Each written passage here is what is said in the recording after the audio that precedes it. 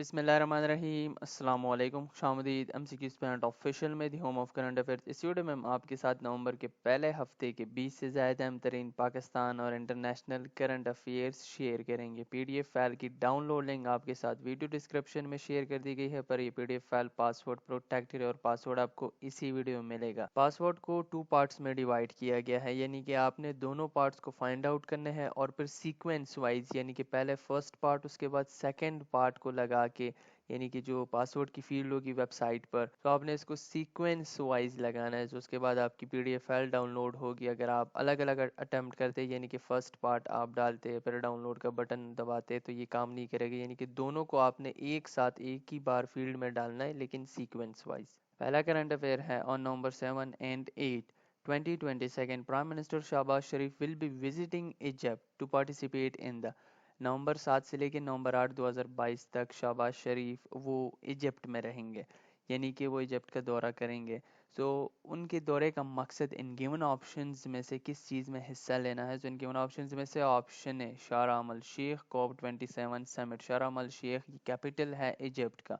सो इस कैपिटल में कॉप 27 यानी कि United nation climate change related जो इसका 27 सेशन है वो समिट होने जा रहा है। सो वो उसमें पार्टिसिपेशन के लिए इजिप्ट जाएंगे। The 2022 United nation climate change conference is being held from, यानी कि अब ये इजिप्ट में मुनक़िद हो रहा है। और 2022 का जो United nation climate change conference है, ये इसका फुल फॉर्म, इसका शॉर्ट फॉर्म कॉप 27 है।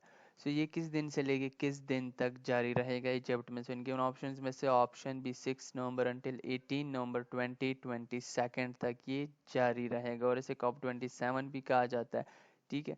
और इसमें 90 head of states and representative of 190 countries वो हिस्सा लेंगे, और इसकी प्रेसिडेंसी इजिप्ट के मिनिस्टर ऑफ फॉरेन अफेयर सामे शोक्रे करेंगे। Which international organization will release a Pakistan-centric climate report? In given options में से कौन सा ऑर्गेनाइजेशन, इंटरनेशनल ऑर्गेनाइजेशन, वो पाकिस्तान सेंट्रिक क्लाइमेट रिपोर्ट को शाया करेगा। सो इन गिवन ऑप्शंस में से option C world bank. World bank अपने क्लाइमेट एंड डेवलपमेंटल रिपोर्ट जो है इनकी, उसमें पाकिस्तान सेंट्रल क्लाइमेट रिपोर्ट भी शामिल है, जो कि वो नवंबर 10 2022 को शर्म अल शेख यानी कि कॉप 27 की जो समिट हो रही है उसमें नवंबर 10 2022 को इसको शाया करेंगे।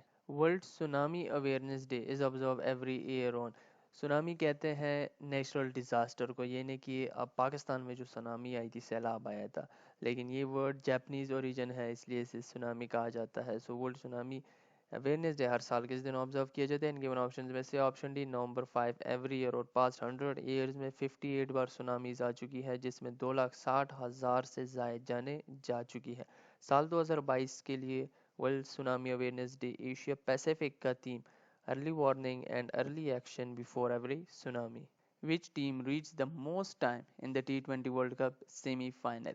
सो आपको ये क्वेश्चन पढ़ने से ही पता चल गया होगा कि ऐसी टीम कौन सी हो सकती है कि जो सबसे ज़ाहिद बार सेमीफाइनल में पहुंच गई हो। So the unpredictable for a reason, and given options में से ऑप्शन डी पाकिस्तान। पाकिस्तान ने T20 वर्ल्ड कप 2022 में तो वैसे सबको हिला के रख दिया, यानी कि किसी की उम्मीद नहीं थी कि पाकिस्तान सेमीफाइनल में जाएगा। अल्लाह की मदद के बगैर पाकिस्तान नहीं पहुंच सकता था, क्योंकि संडे के दिन नीदरलैंड का साउथ अफ्रीका को अपसेट देना, सो ये एक बहुत बड़ी बात थी। उसके बाद पाकिस्तान ने बांग्लादेश को शिकस्त दे के सेमीफाइनल के लिए क्वालिफाई किया, और ये पाकिस्तान 6th टाइम पहुंच गया है T20 वर्ल्ड कप के सेमीफाइनल्स में। और मेरी ये प्रेडिक्शंस है कि पाकिस्तान न्यूजीलैंड से सेमीफाइनल का मैच वो जीत जाएगा, और फाइनल में इनका मुकाबला इंग्लैंड के साथ होगा। अगर आपकी कोई प्रेडिक्शंस है सो कमेंट सेक्शन में ज़रूर शेयर करें। Which country has announced to contribute $2.5 billion to Middle East Green Initiative over the next 10 years? यानी कि जो ये मिडल ईस्ट ग्रीन इनिशिएटिव है, ये सऊदी अरेबिया का इनिशिएटिव है। सो इसमें कौन सा मुल्क $2.5 बिलियन कंट्रीब्यूट करेगा 10 साल के अरसे में। सो इनके उन ऑप्शन में से ऑप्शन बी सऊदी अरेबिया खुद अपने इस इनिशिएटिव में नेक्स्ट 10 ईयर्स में $2.5 वो इन्वेस्ट करेगा, ये इन्होंने खुद अनाउंसमेंट की है। When Taliban revealed burial place of founder मुल्ला उमर, कब तालिबान ने मुल्ला उमर की जो दफन की जगह है उसको वो मंजर आम पे लेके आए। इनके उन ऑप्शंस में से ऑप्शन सी नवंबर 6 2022 को, उस जगह को मंजर आम पे लेके आए, यानी कि उनके साथ मीडिया टीम्स थी, उन्होंने उस जगह पे दुआ भी की और मीडिया टीम्स थी। सो ये जो जगह है वो नियर ओमारजो, जो कि सूरी डिस्ट्रिक्ट ज़ाबुल प्रोविंस में वाक़या है। Which country has launched the world's longest passenger train as of November 2022, यानी कि नवंबर 2022 तक इन गिवन ऑप्शंस में से किस मुल्क के पास दुनिया का सबसे longest passenger train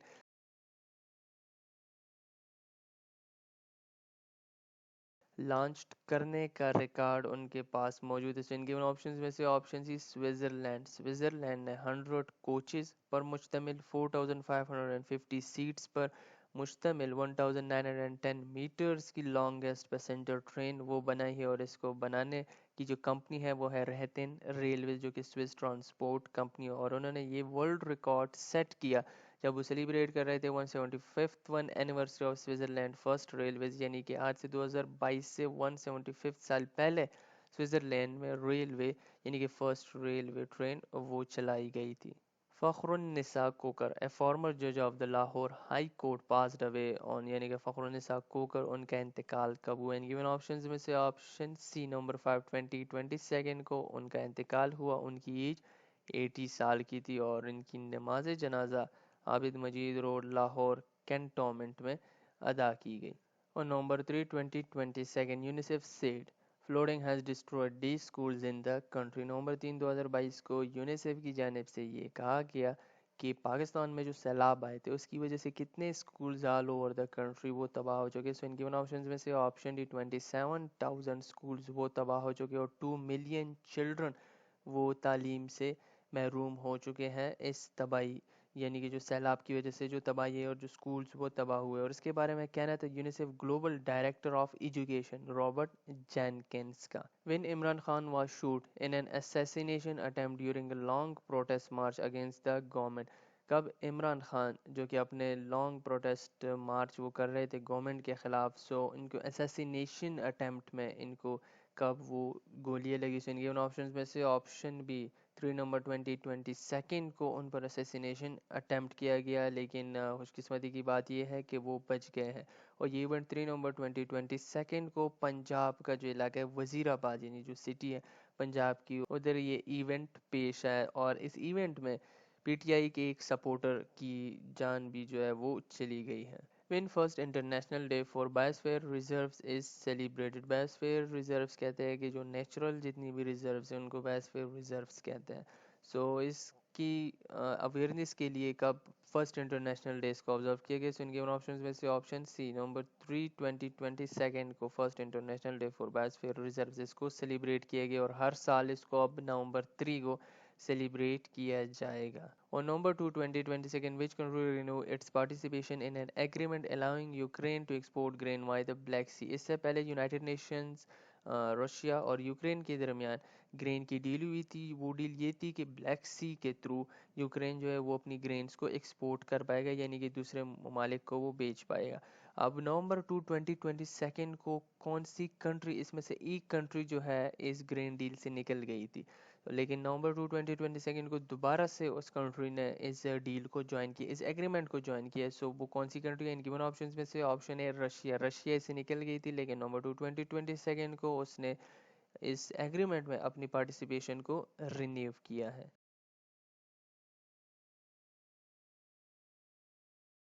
Which country registered a trade surplus of $79 million with Pakistan, one of its largest trading partners, from July 2021 to June 2022? यानी कि जुलाई 2021 से लेकर जून 2022 तक किस इन गिवन ऑप्शन में से किस मुल्क ने पाकिस्तान के साथ $79 मिलियन की ट्रेड की है, यानी कि इससे ज़्यादा ट्रेड बढ़ गई है और जो कि पाकिस्तान का लार्जेस्ट ट्रेडिंग पार्टनर बन गया है इस पूरे एक साल में। इन गिवन ऑप्शंस में से ऑप्शन डी अफगानिस्तान। अफगानिस्तान ये पहली बार है कि उन्होंने पाकिस्तान के साथ $79 मिलियन की वो ट्रेड की है यानी कि ट्रेड सरप्लस हो गई है।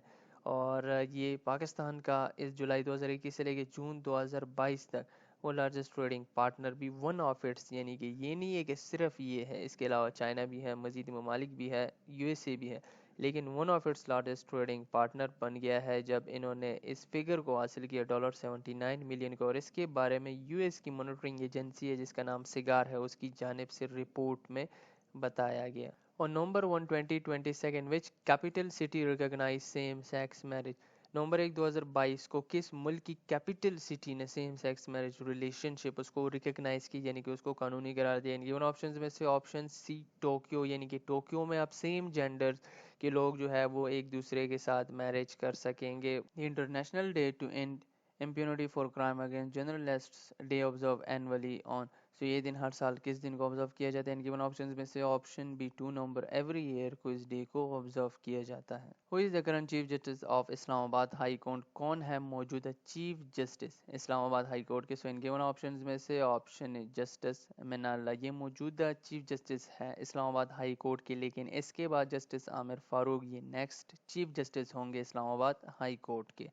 और ये जस्टिस मिनाल्ला ये 28 नवंबर 2018 से चीफ जस्टिस है इस्लामाबाद हाई कोर्ट के। Prime minister Shahbaz Sharif is all set to embark on his maiden visit to China on, यानी कि प्राइम मिनिस्टर शहबाज शरीफ ने अपना पहला दौरा चाइना को किया जब से वो वजीर आजम बने। सो इन गिवन ऑप्शंस में से ऑप्शन सी नवंबर 1 2022 को उन्होंने चाइना का दौरा किया।